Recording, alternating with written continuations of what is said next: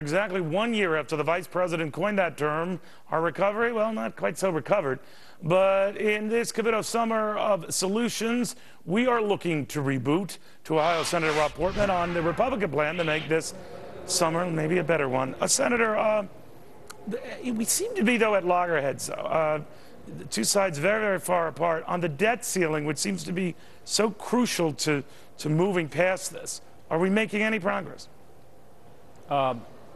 I don't know, honestly. It's behind closed doors. I talked to some folks who are in those meetings today, and they seem frustrated on our side. But look, it's been a year since we announced the summer of recovery, and you're right. It's been a fall, a winter, a spring of no recovery, and here we are a year later still with no pro-growth policies, with spending out of control, with the highest deficit in the history of our country. So there's some things we have to do and do them now. One is get the spending under control because it does impact the economy in a negative way. What would you cut? What are some of the things you want to cut right now? Everything's got to be on the table. So we have to deal with the entitlement programs because they're not sustainable in their current form. They're not going to be there for future generations. So when Chuck Schumer and Harry Reid say not Medicare, what do you say? That they're being irresponsible and they know it. They're playing politics. If we don't deal with these programs that are now 60% of our budget, think about that. When you add up interest on the debt and the mandatory spending and the entitlement programs, very important programs, that's 60% of the budget now, and it's the fastest growing part of the budget. So for them to take that off the table means they're not serious about dealing with our deficit. Well, I think what they're trying to do, Senator, is hang you out to dry. I think they're trying to hang you out to dry because they see what happened to Paul Ryan, they see what happened to his plan, and they figure that they'll win this argument that when you talk in the aggregate about cuts, everyone's for it. When you talk about their Medicare or their Medicaid or their Social Security, they'll turn on you like serpents. What do you say?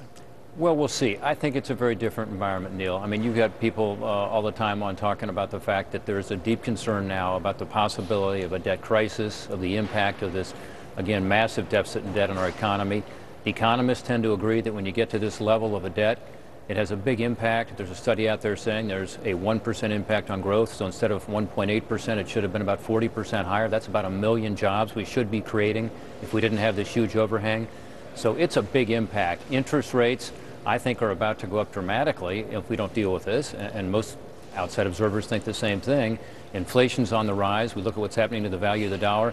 This is impacting our economy today, and it has to be dealt with. It's a big political risk. I know you're quite right. It's a big political risk on behalf of them not to deal with it. Amen. But here's what's happening, sir. With every sidetrack issue, whether it's Congressman Weiner one day or a host of others, beyond your control, I grant you, Senator, we move closer to that early August Armageddon moment.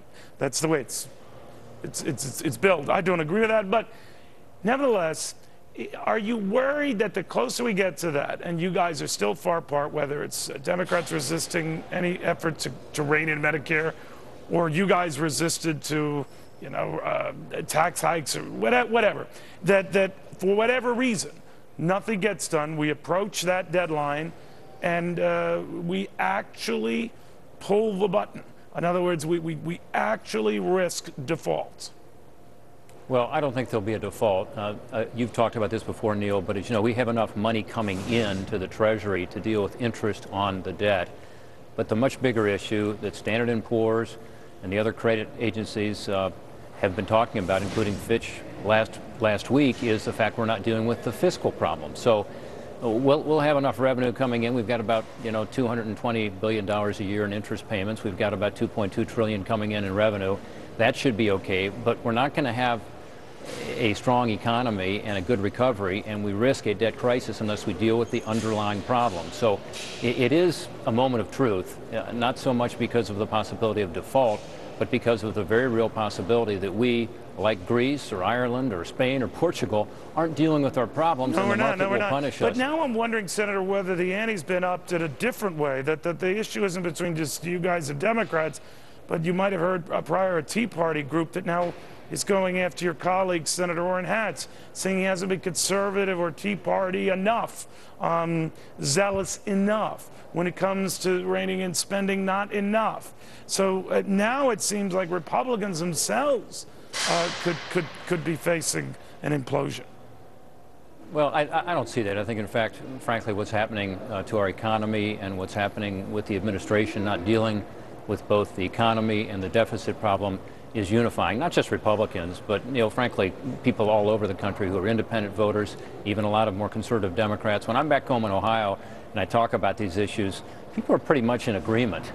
They aren't looking for differences between those of us who believe we need to reduce the size and scope of government and get this economy moving, because we kind of have a common concern right now, which is this administration is taking a pass, not showing leadership either on the deficit and debt or on growing the economy. And we've got some great ideas to do it. We need to get busy on it. Regulatory relief, getting away from our dependency on foreign oil, dealing with the jobs issues through tax reform. Good There's ideas stuff we can do. We got to get to now. a table and hammer them out. But Senator, thank you very, very much. Thanks, Neil. Great to have Meanwhile, you on. cracking down on illegals by hitting their employers where it hurts.